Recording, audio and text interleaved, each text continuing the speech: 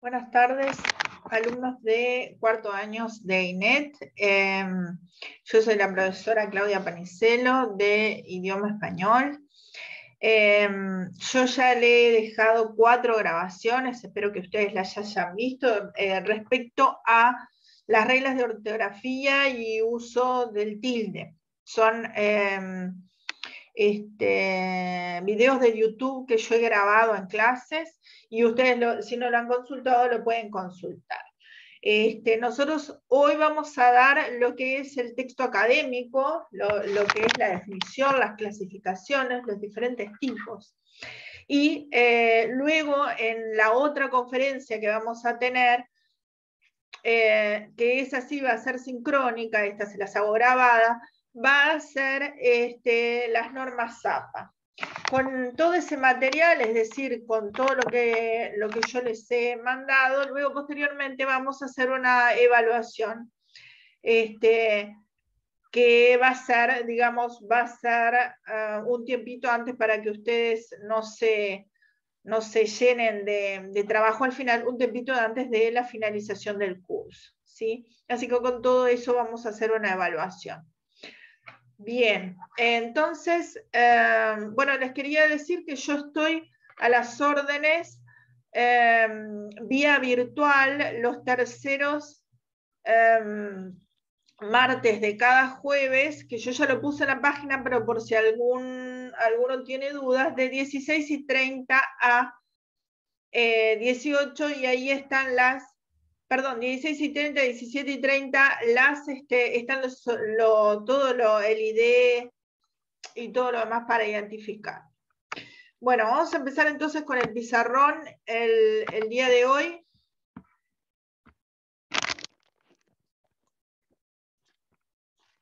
Entonces vamos a dar, a ver si el pizarrón se está viendo.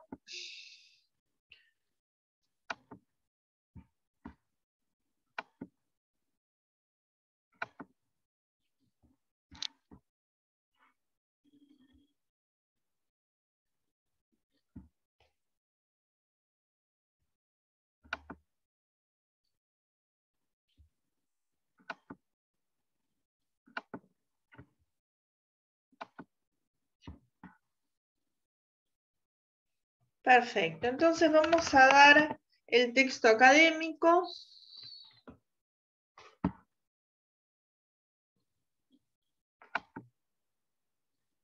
Vamos a poner una letra que se vea bien.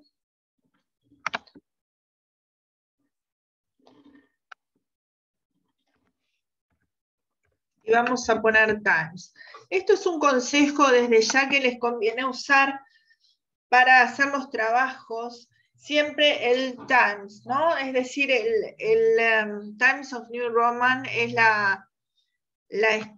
lo que es el tipo de escritura más usado para textos académicos. Entonces, ¿qué es un texto académico?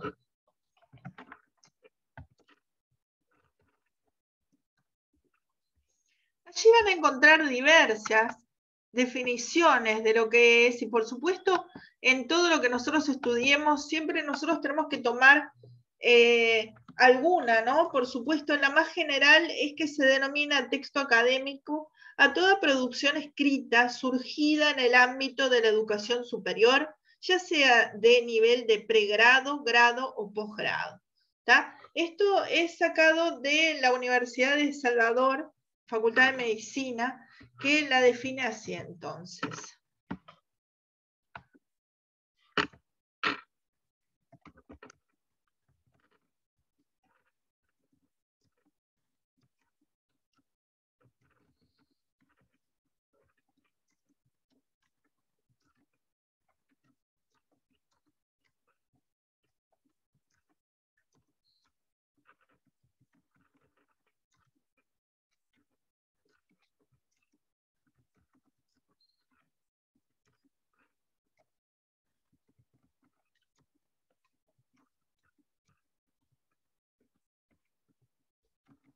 Bien.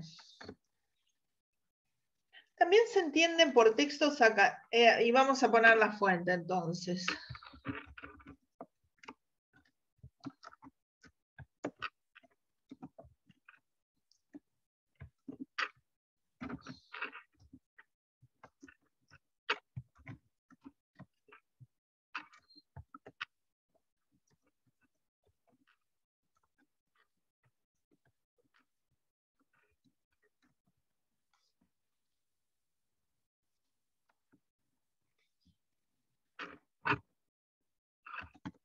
Bien, vamos entonces a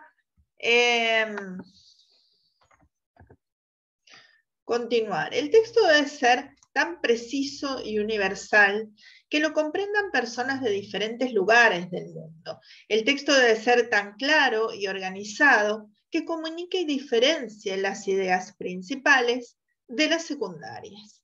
Los textos académicos constituyen un género en sí mismo, ya que responden a una misma situación comunicativa, la de transmitir conocimientos disciplinares, describirlos, explicarlos, ejemplificarlos, analizarlos, cuestionarlos, justificarlos, refutarlos, etc. O sea que algunas de las características de los textos académicos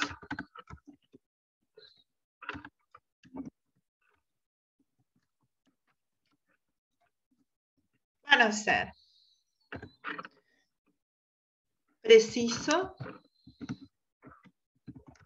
y universal.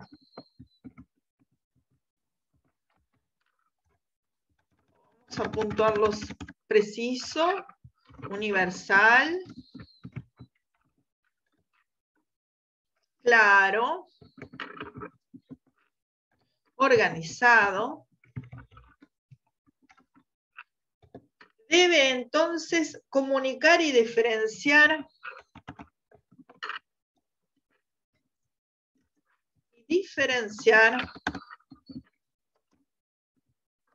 ideas principales de las secundarias.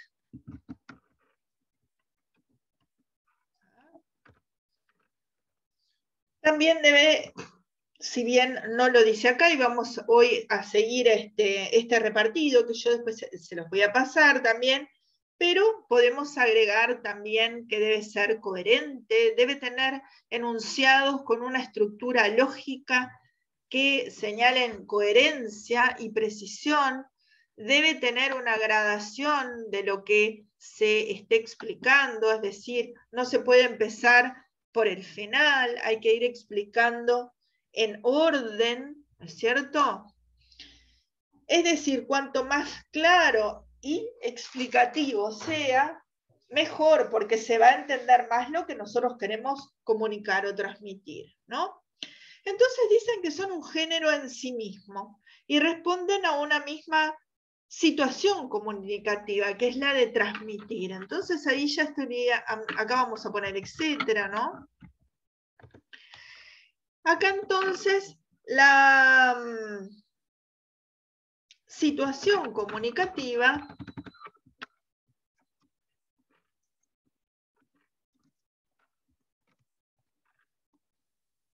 es la de transmitir conocimientos.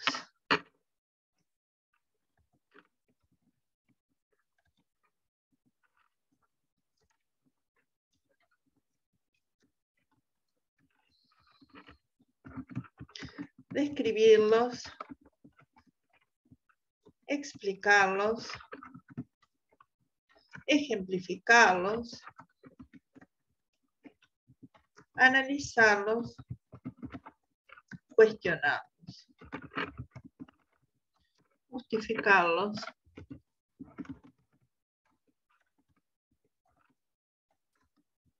refutarlos, etc. Las características básicas del texto académico pueden resumirse en los siguientes puntos.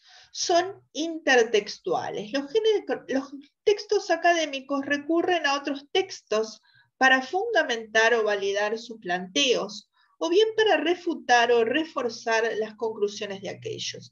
De ahí la importancia de las citas. Se llama discurso referido a las voces de otros autores que introducimos en nuestro propio texto. Esta situación intertextual es la que produce lo que ellos llaman polifonía del texto académico. Así que entonces, características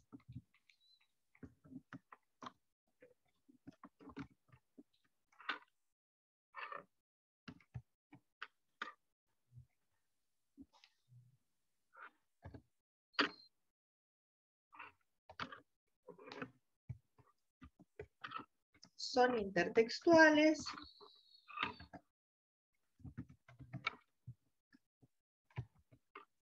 ¿Ah? Es decir, recurren a otros textos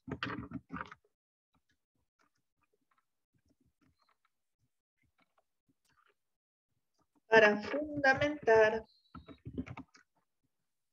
o validar sus planteos o refutar o reforzar las conclusiones de aquellos.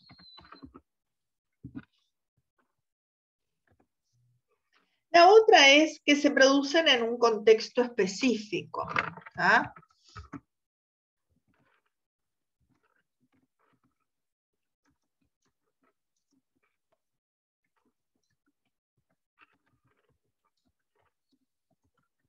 ¿Qué significa esto? Que los textos académicos son producidos en universidades o en centros de investigación.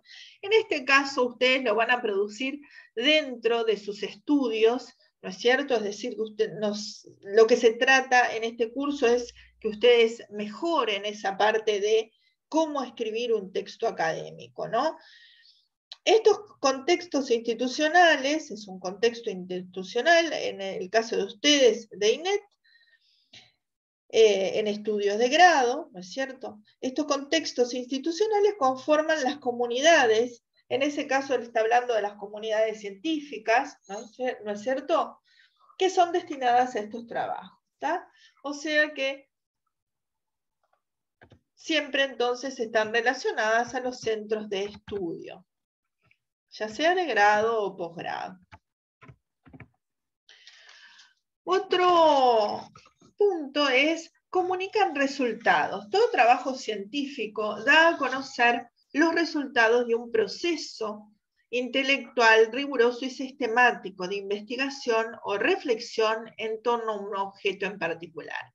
De esta manera, cada trabajo se entiende como un aporte al área temática en la que se enmarca. ¿Tá? Entonces, otro elemento es que comunican resultados. ¿Ah? Otro elemento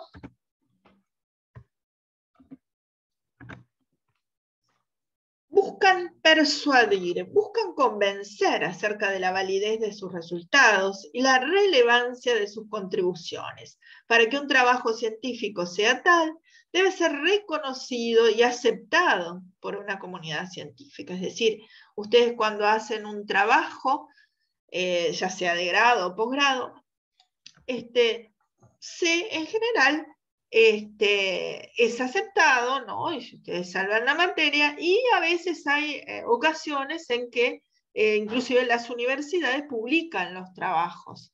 En lo personal, yo soy magíster y la universidad publicó posteriormente mi trabajo de la monografía de tesis de la maestría. ¿Eso qué quiere decir? Es un aval académico de esos resultados, ¿no es cierto?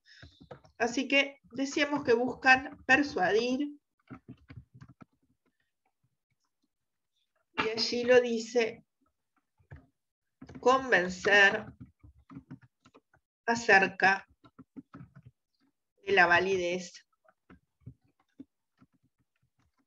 de sus resultados.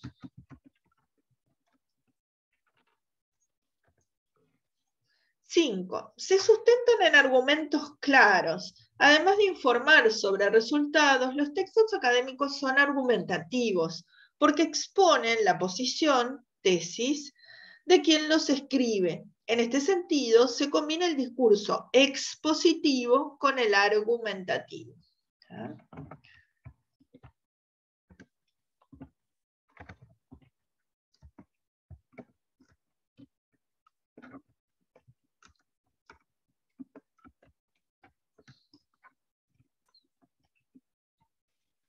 Muy bien, entonces son argumentativos y expositivos.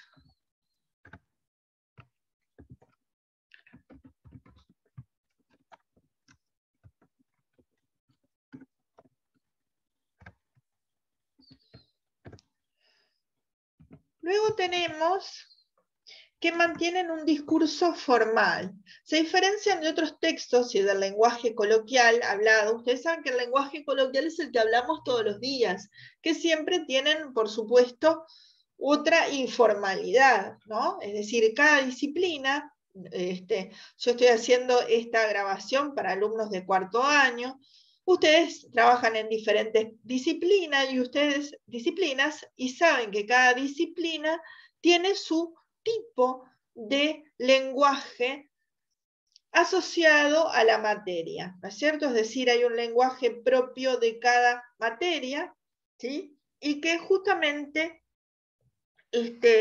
difiere del lenguaje coloquial, es decir, informal, hablado generalmente en cualquier lado.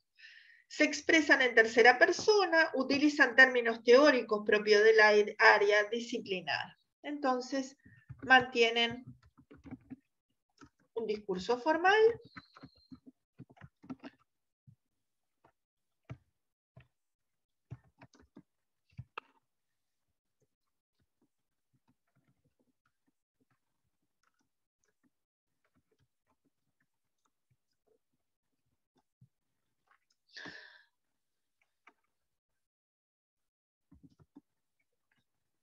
y utilizan términos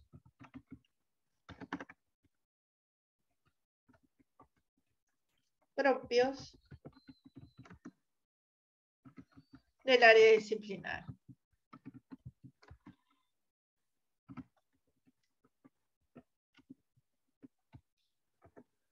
El otro es que siguen un orden lógico, ¿no es cierto? Como habíamos dicho anteriormente, el criterio lógico, la ordenación, ¿tá? Es, por supuesto, fundamental.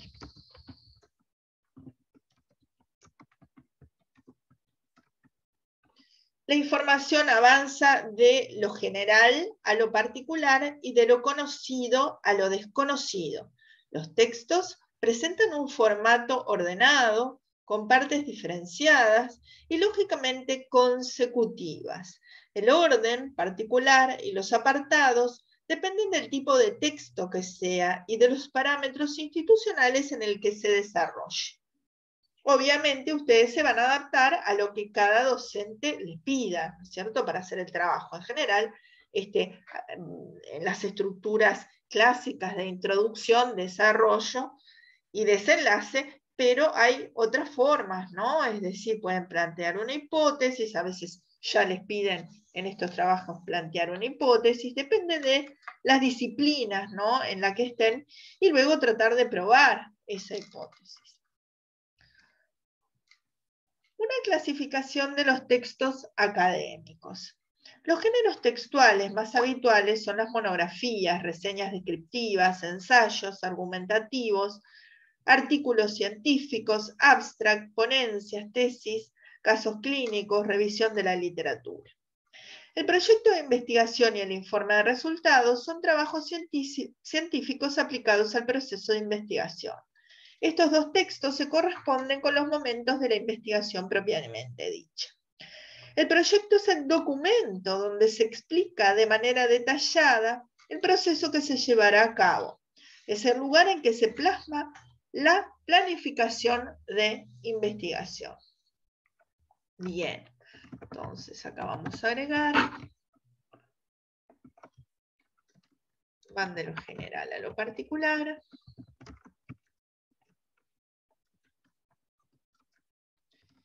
Y de lo conocido a lo desconocido.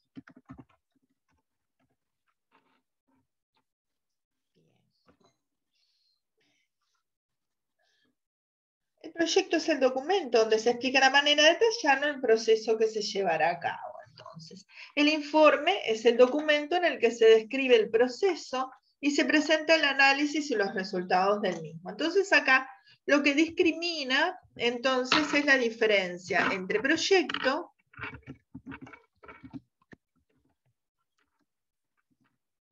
documento donde se explica de manera detallada el proceso, que se llevará a cabo.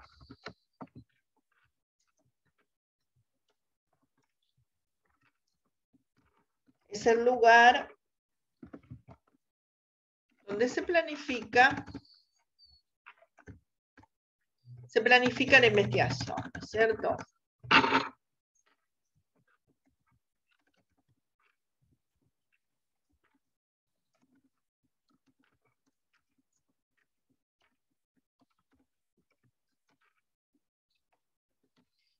Pero también tenemos que el informe es el documento en el que se describe el proceso y se presentan el análisis y resultados de los mismos.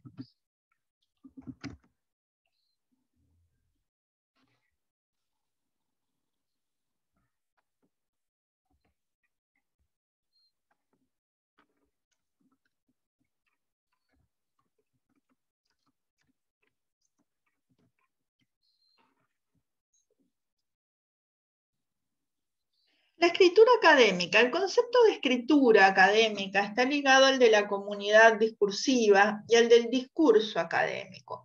En cada comunidad discursiva, la modalidad escrita predomina sobre la oral, en la construcción y la divulgación del discurso académico.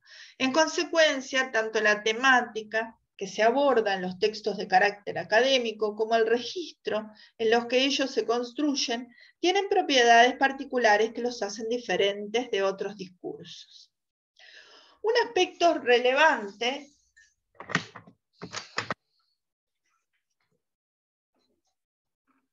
de la escritura académica es que a través de ella el escritor puede dar una respuesta a las preguntas de investigación que surjan en el interior de su campo y que son del interés de investigadores, docentes y expertos en el área en cuestión. El discurso académico no es una entidad homogénea, por el contrario, cada área o incluso subárea del conocimiento tiene sus propios matices, pero en todas hay predominio de organizaciones discursivas o retóricas, tales como clasificación, definición, comparación, reformulación, enumeración, etc. Y en todas se evidencia un alto nivel de elaboración, el uso de un registro formal de la lengua y un léxico preciso y específico que se expresa preferentemente por el canal escrito. Así que entonces vamos a señalar algunos aspectos de la escritura académica.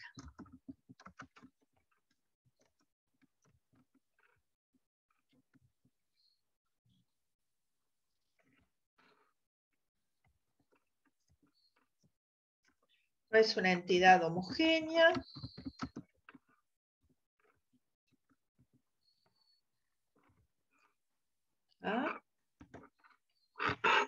Más adelante dice, presenta sus propios matices.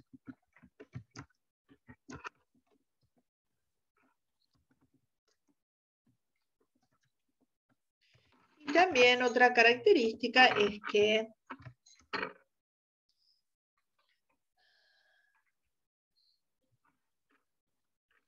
hay organizaciones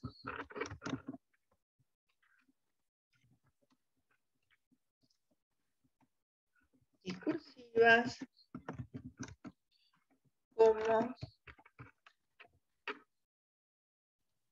la clasificación, la definición, la comparación,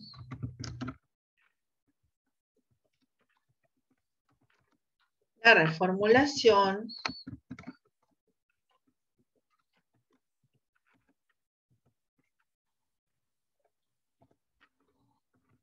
la enumeración,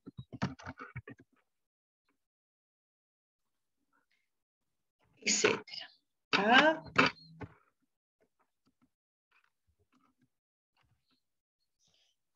Muy bien.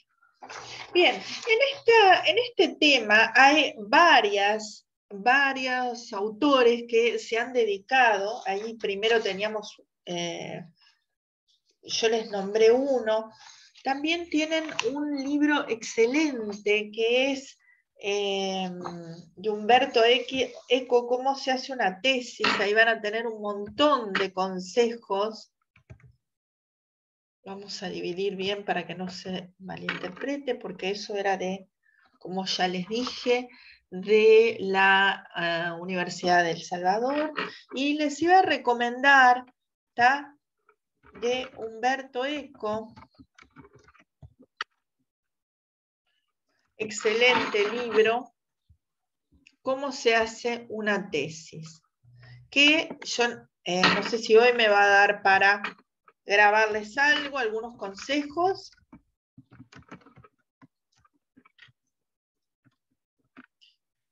Este que yo tengo es de Editorial Gediza. Si no me da hoy, para otro día, Editorial Gediza.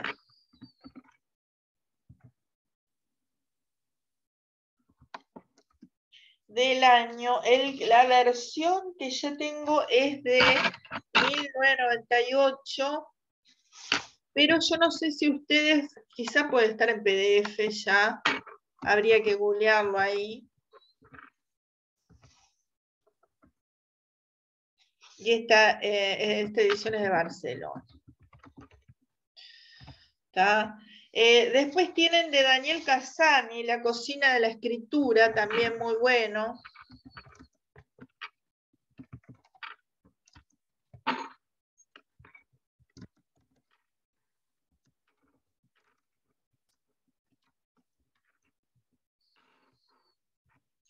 Este es del año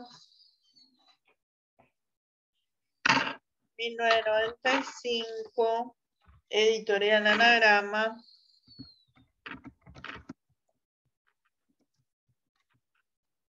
Y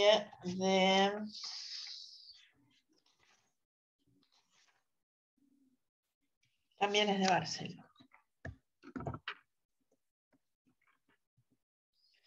Bien. Vamos entonces también a ver, hay una autora que también estudia la clasificación de los géneros científicos, que es Estela Inés Moyano.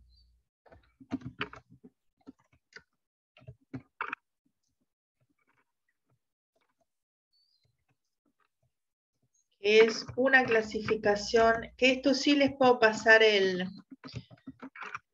lo que es el PDF, son poquitas páginas.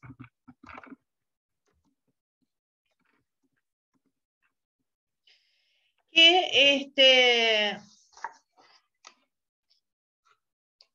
ella entonces lo que hace es clasificar, y era lo que hoy les pensaba dar, en esta diferencia entre diferentes tipos, ¿sí?,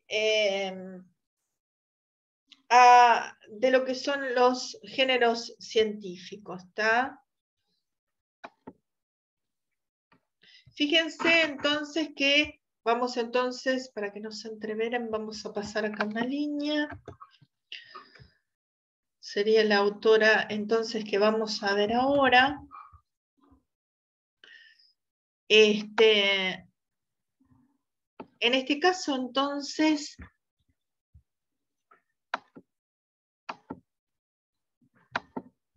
ella clasifica y define lo que son estos diversos tipos de los géneros científicos, ¿no?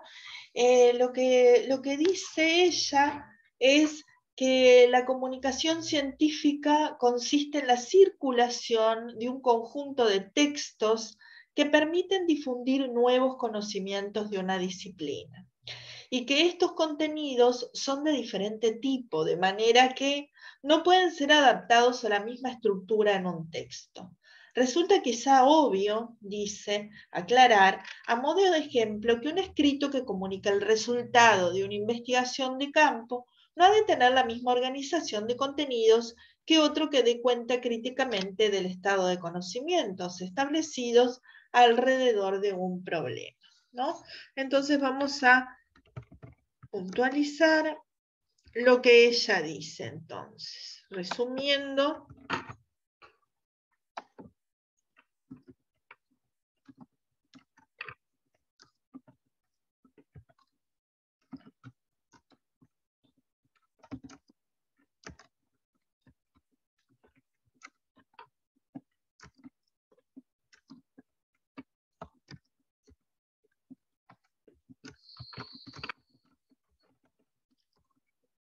que permiten difundir nuevos conocimientos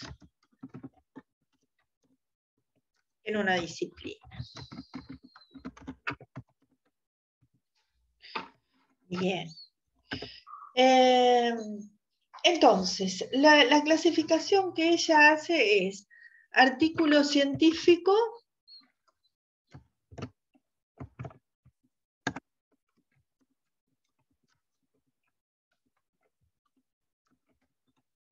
dice que es un texto escrito, generalmente publicado en una revista especializada, que tiene como finalidad informar a la comunidad científica los resultados de un trabajo de investigación realizado mediante la aplicación del método científico según las características de cada disciplina de la ciencia. Entonces, generalmente, entonces,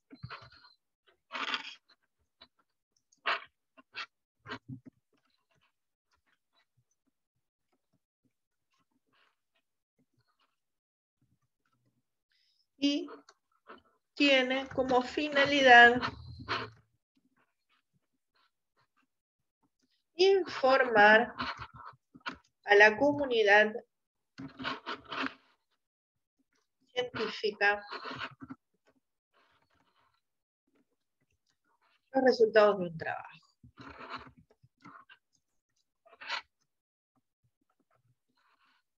¿Ah? Luego tenemos, agrega también que este artículo científico tiene una estructura que expone en el orden lo siguiente.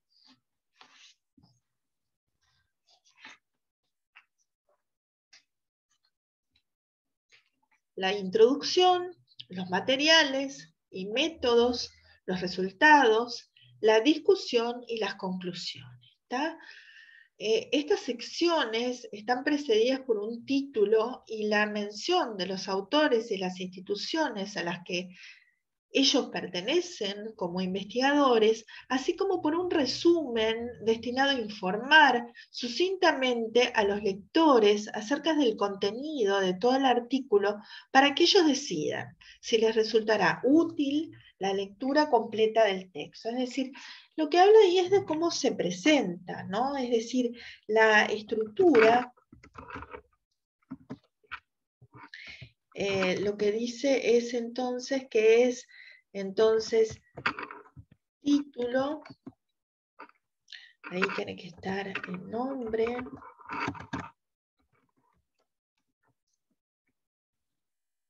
del autor, la institución a la que pertenece,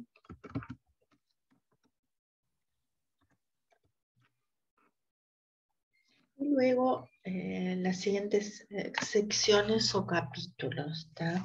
En general hay un resumen, ¿no? Resumen. Hoy día también piden lo que se llaman las keywords, ¿tá? Que son las palabras clave.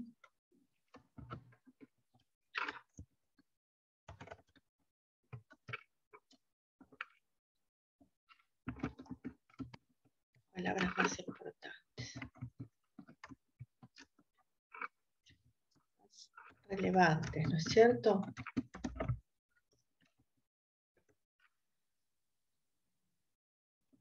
Y tiene introducción, Materiales y métodos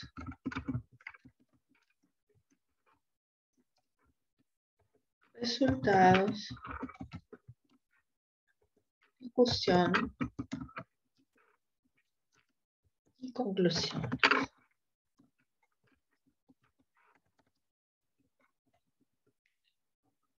Bien. Por otro lado tenemos lo que se llama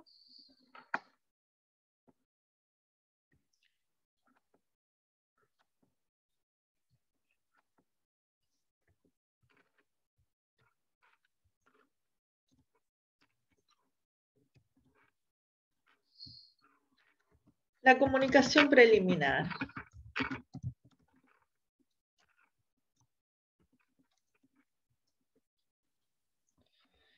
Este es un texto también escrito, publicado habitualmente en jornadas de actualización y congresos, que difunden en la comunidad científica los primeros resultados y los avances del desarrollo de un trabajo de investigación, que aún no ha sido completado. Tiene la misma estructura lógica del artículo científico, aunque las conclusiones son formuladas de manera provisoria, ¿no? Es decir, es algo previo al anterior, ¿cierto?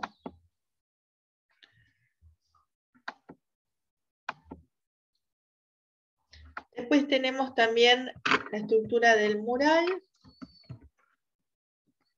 conocido también con el nombre de póster. El mural tiene como finalidad de exponer en un congreso ante la comunidad científica los resultados de una investigación completa o sus resultados preliminares.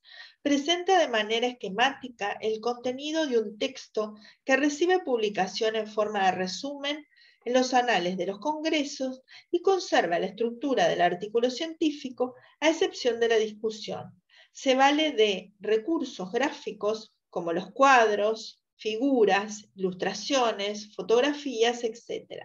La exposición de los murales se hace en horarios determinados por los organizadores y con la presencia del investigador, de manera que quienes estén interesados en el trabajo puedan discutirlo con su autor personalmente.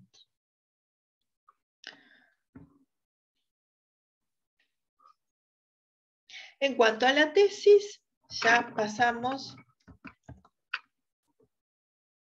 Es un documento académico escrito que tiene como contenido los resultados de un trabajo de investigación, generalmente de bastante complejidad.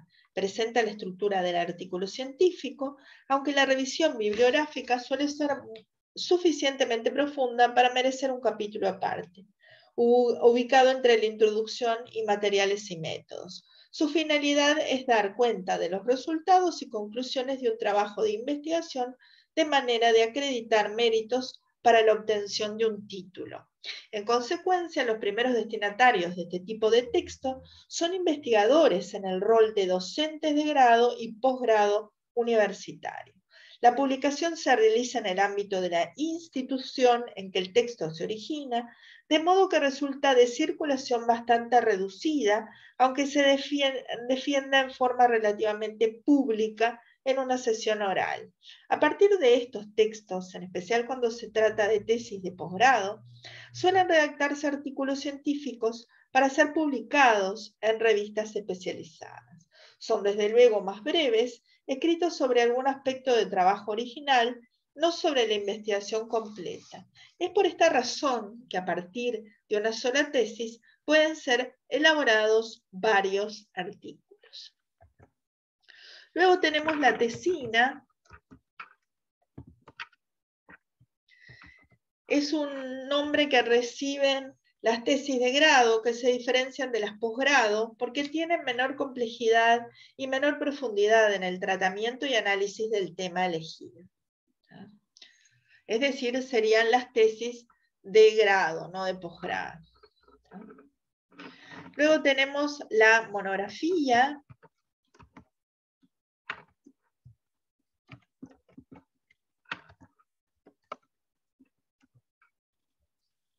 Vamos a poner así les queda.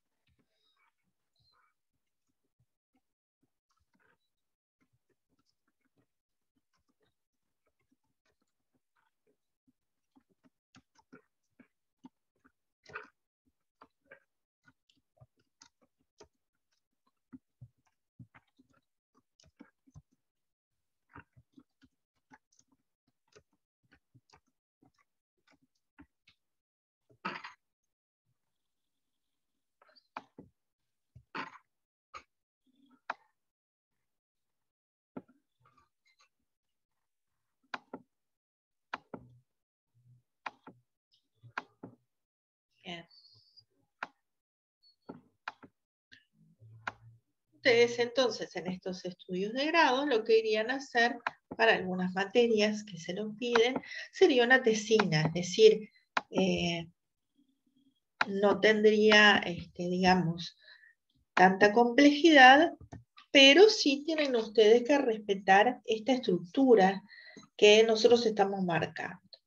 En cuanto a la monografía es un texto que también circula en el ámbito académico, en forma escrita, y responde a la finalidad de acreditar méritos ante los docentes de una materia de grado o de posgrado universitario. Desarrolla generalmente una investigación documental y tiene una estructura lógica, sencilla y argumentativa. Luego, después tenemos los informes científicos.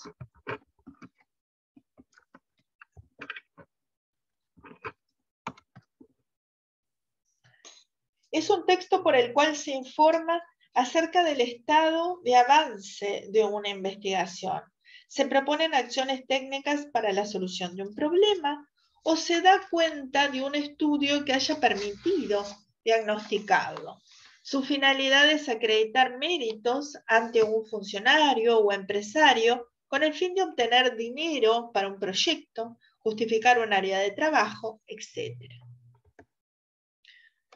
Luego tenemos el abstract.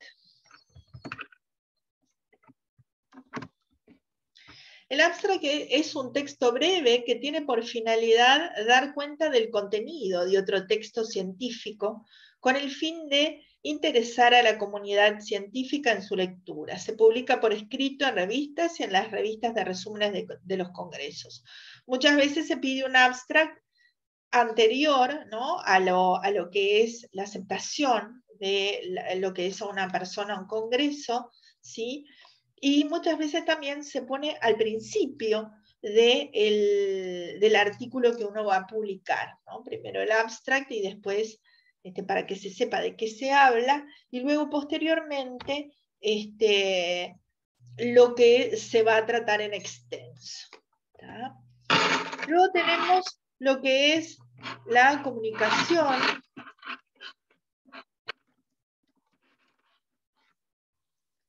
La comunicación es un texto escrito cuya finalidad es informar a la comunidad científica acerca de nuevas técnicas o aparatos de medición, métodos de investigación o análisis de datos, así como también estudios de caso.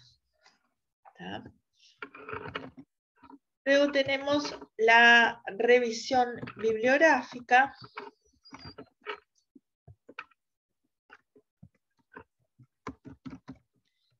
Es un texto escrito que informa a la comunidad científica acerca del estado en el que se encuentra la investigación sobre un tópico de interés disciplinar. El investigador evalúa la información generada por otros, establece su posición frente al tema y suele hacer algunas sugerencias para próximas investigaciones.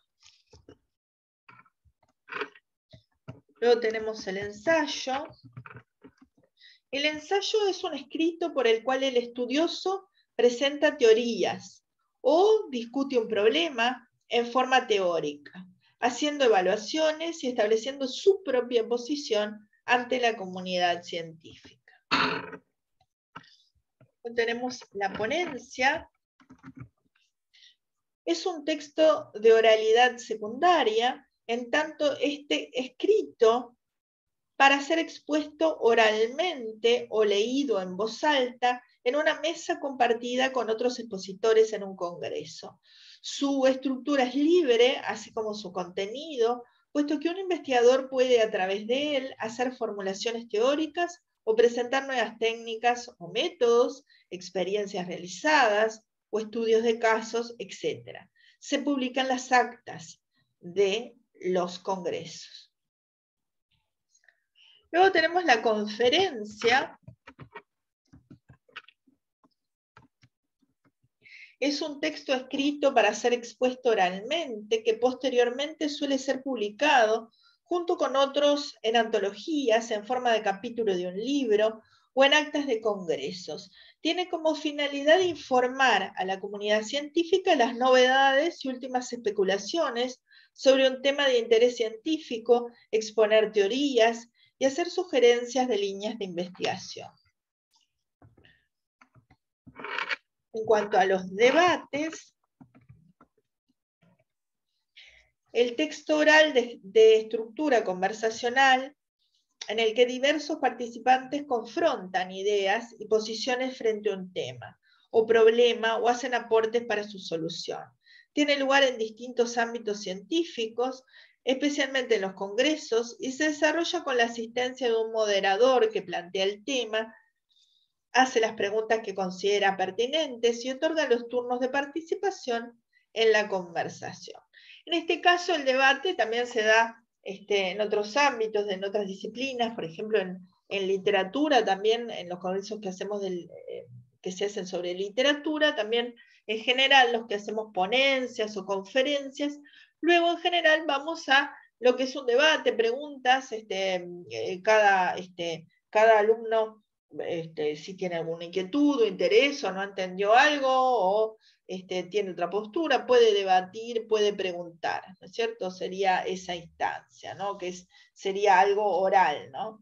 Una conversación, la estructura conversacional. Bien.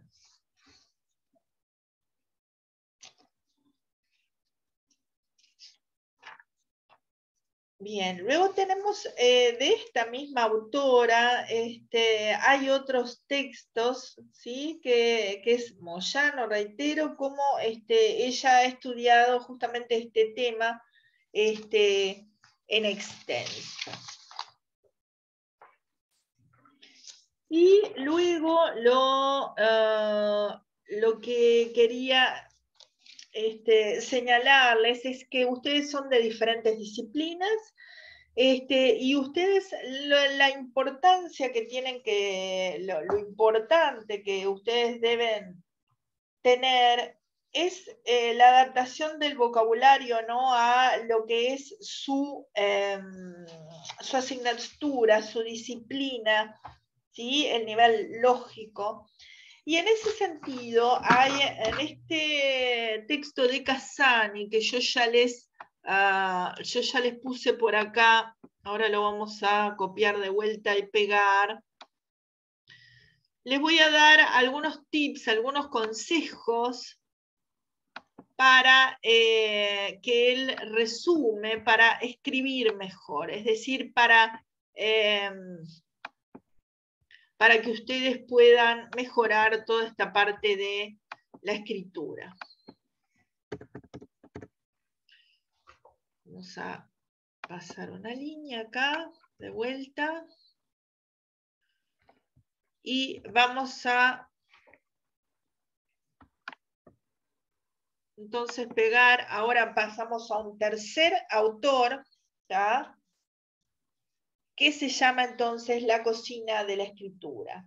Dice que hay 9 reglas para escoger palabras, y esto les va a servir entonces cuando tengan entonces que hacer un trabajo de texto académico o una tesina, como el caso que ustedes tienen que realizar. Entonces, las reglas entonces.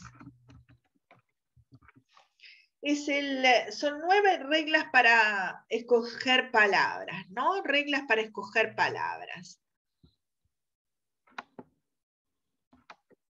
¿Qué dice él? Fíjense, empieza con una cita de Mark Twain que dice: la diferencia entre la palabra acertada y la palabra casi acertada es la que hay entre la luz de un rayo y una luciérnaga.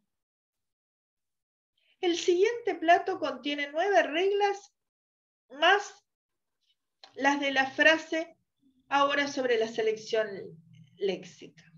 Fíjense, este libro lo trata como si fuera cocina, por eso habla de plato, ¿no? En una relación simbólica de lo que viene a ser la cocina de la escritura. Las reglas. Una regla que pone es no repetir. La repetición reiterada de una palabra de significado pleno, nombre, verbo, adjetivo o adverbio, en un periodo breve, provoca monotonía y aburrimiento. No importa que sea una palabra bonita o corta o clásica, es, tiene, ¿tá? O una central de un tema, o que la causa de la repetición sea una anáfora, la especificidad del término usado, la dificultad de encontrar sinónimos. Los efectos perniciosos son los mismos y no excusa de ningún modo. Así que la primera regla que dice es no repetir.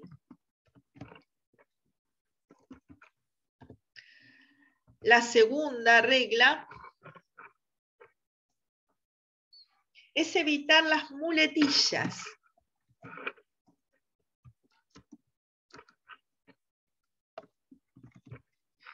A nivel de expresiones, el hecho de repetir a menudo algunas palabras actúa de alguna manera como un proceso de fijación de auténticas muletillas o clichés lingüísticos.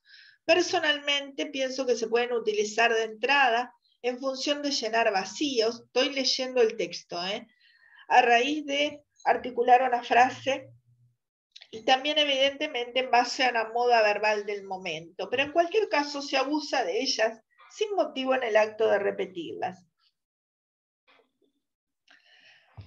Y él enumera, Daniel Cassani, enumera las que son más repetitivas, ¿no? Las muletillas que se suelen usar. A menudo algunas expresiones actúan como auténticas muletillas o clichés lingüísticos. Se pueden utilizar para llenar vacíos o articular una frase y también para estar a la moda verbal, pero demasiadas veces se abusa de ellas sin motivo y entonces genera un texto mal escrito. Por ejemplo, a nivel de, ¿tá? A raíz de, a través de, bajo el punto de vista. Entonces él dice,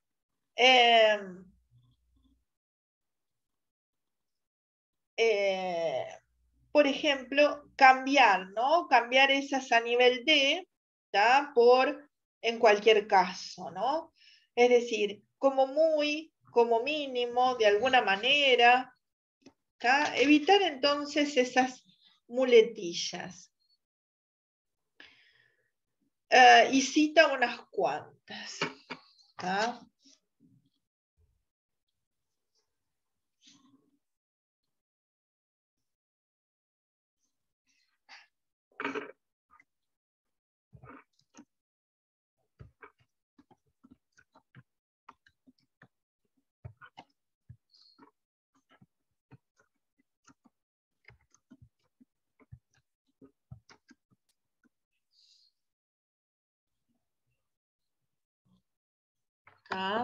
Acá ponemos solo dos de algunas que hay. Yo creo que este texto se puede encontrar en PDF. Luego tenemos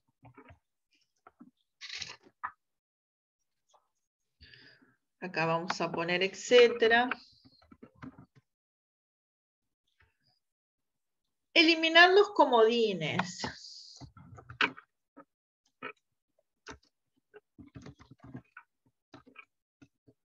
Si el comodín es la carta que encaja en cualquier juego, la palabra comodín es aquel nombre, verbo o adjetivo de sentido bastante genérico que usamos cuando no se nos ocurre otra palabra más específica. Son palabras comodín las que sirven para todo, que se pueden utilizar siempre, pero que precisan poco o nada de significado en la frase. Si se abusa de ellos, se empobrece en la prosa y se vacía de contenido. Ejemplo,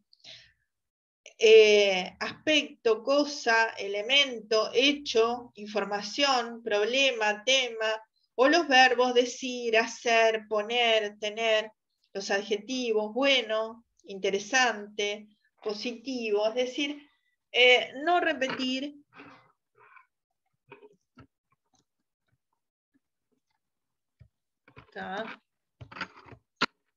cosa, decir, interesante,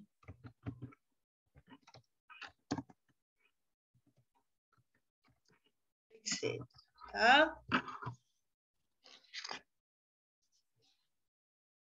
Luego tenemos que dice que hay que preferir palabras concretas a palabras abstractas.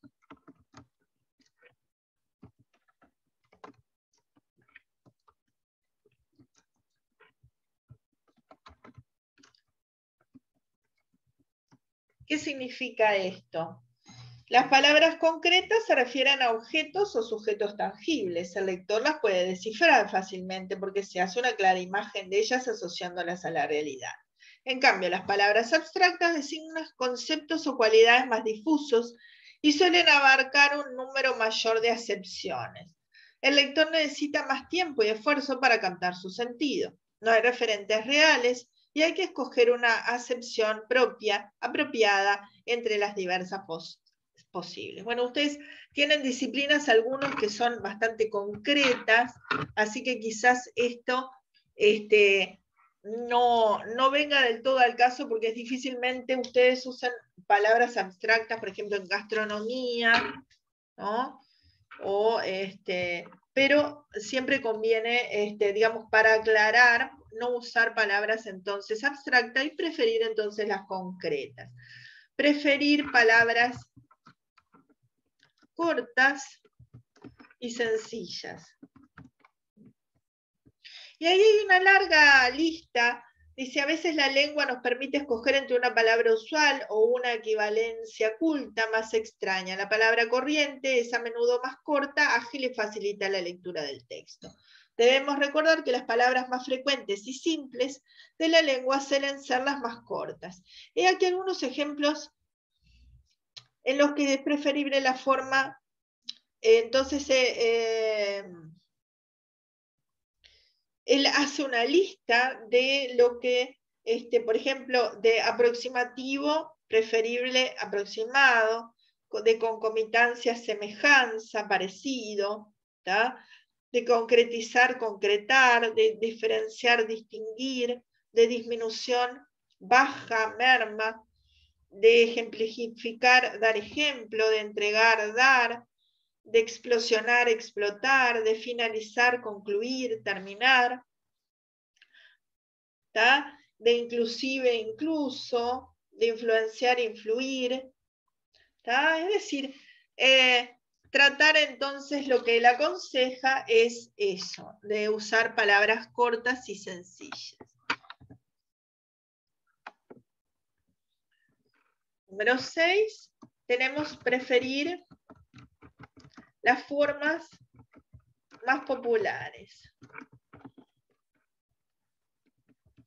La lengua también nos ofrece dos formas posibles en algunos aspectos de fonética, ortografía o morfosintaxis. En las siguientes parejas, la solución más llana y más popular también resulta más recomendable. Por ejemplo, septiembre, como se decía antiguamente y se dice todavía, bueno, en Argentina, nosotros decimos septiembre, ¿no? Trascendente, trascendente, sustantivo, sustantivo, ¿no? Es decir, las formas más populares. Sustantivo, septiembre, etc.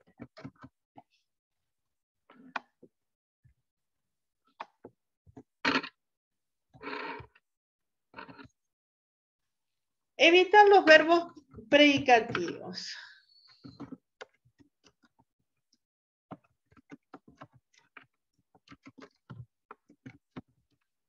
Los verbos ser y estar recargan innecesariamente la frase. Los verbos de predicación completa son más enérgicos y claros. Otros verbos débiles que a veces podemos sustituir son hacer, encontrar, parecer, llegar, a y haber. ¿Ah?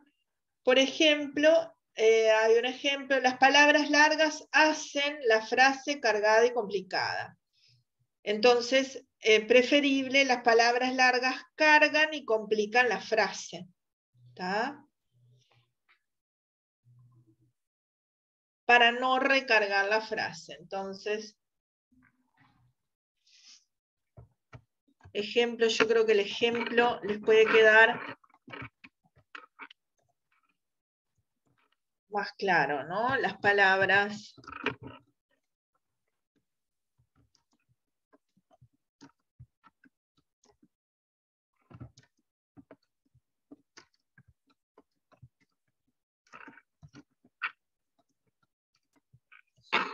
En vez de usar este verbo hacer, lo que él dice es que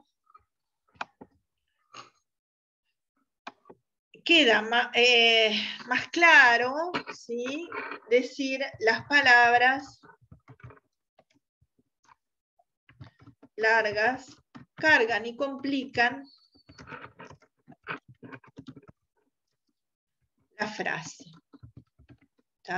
Es decir, en vez de usar cargada y complicada y el verbo hacer, ¿sí?, pone cargan y complican.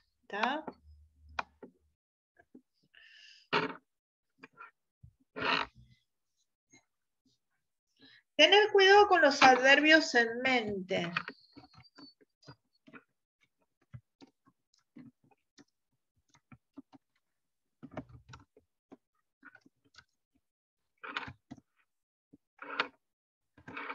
Sería terminados en mente. Los adverbios de modo, terminados en mente, poseen algunas particularidades. Son propios de registros formales. El estilo coloquial prefiere los adverbios más vivos y más breves. Por ejemplo, actualmente, modernamente, contemporáneamente, sustituirlos por hoy, ahora, hoy en día. Antiguamente, anteriormente, por antes. Claramente, de manera clara o con claridad. Ejemplo.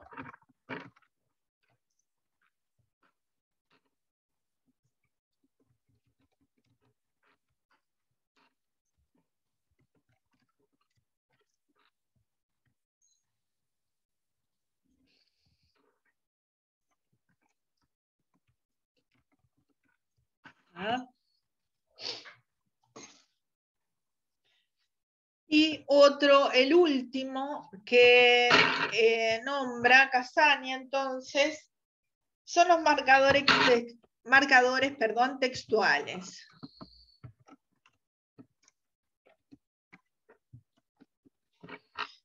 Señalan los accidentes de la prosa, la estructura, las conexiones entre frases, la función de un fragmento. Tienen forma de conjunciones, adverbios, locuciones conjuntivas o incluso sintagmas, y son útiles para ayudar al lector a comprender el texto. La siguiente muestra es extraída, digamos, no les voy a decir el ejemplo,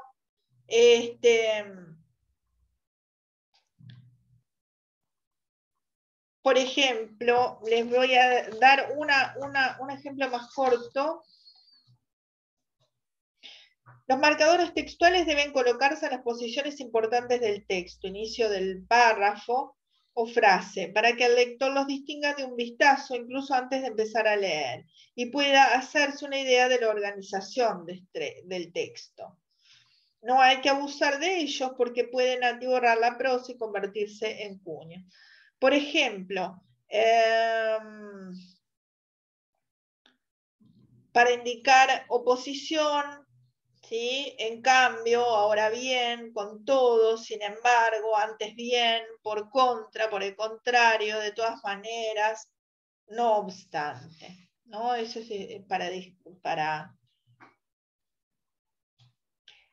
Los marcadores textuales para estructurar el texto afectan a un fragmento relativamente extenso del texto, párrafo, apartado, grupo de oraciones. Sirven para establecer orden y relaciones significativas entre frases. Por ejemplo, para introducir el tema del texto, comenzar con el objetivo principal de, nos proponemos exponer, este texto se trata de, nos dirigimos a usted para, para iniciar un tema nuevo con respecto a, por lo que se refiere a, otro punto es, en cuanto a, sobre el siguiente punto, trata de, es decir, también tenemos los que marcan el orden, en primer lugar, en segundo lugar,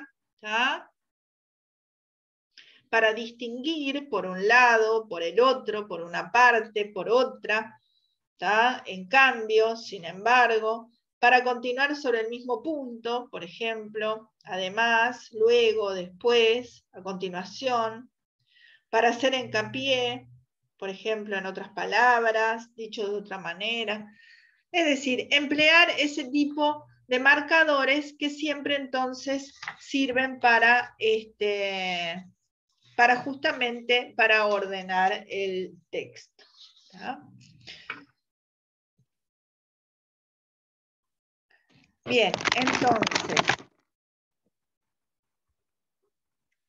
les digo hasta luego. Nosotros después vamos a marcar un encuentro y vamos a tener entonces el último encuentro en sincrónico, ¿no es cierto? Que pasen muy bien y muy buenas tardes.